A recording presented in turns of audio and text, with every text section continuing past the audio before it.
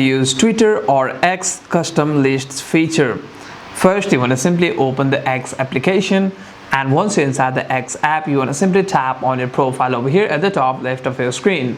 By doing so, you'd be able to see an option called lists over here. You want to simply tap on lists, and by doing so, if you want to create any kinds of lists, you can simply tap on this plus icon over here, type it out a name for your list, and here you'd be able to add your descriptions as well. And if you want to make your list private, you want to simply toggle this option on. If you want to keep it public, you can simply turn this off over here and tap on create. And once you have done so, you'd have successfully created over here. And if you want to add any kinds of people, you'd be able to add them from here by simply tapping on add option. And if they have the privacy feature to be able to add on your list, they would be added automatically from here once you tap on add. And once you tap on done, you'd be able to make your new list with members added on it as well. Hope this video was helpful, and if you have any further questions, make sure to leave a comment down below.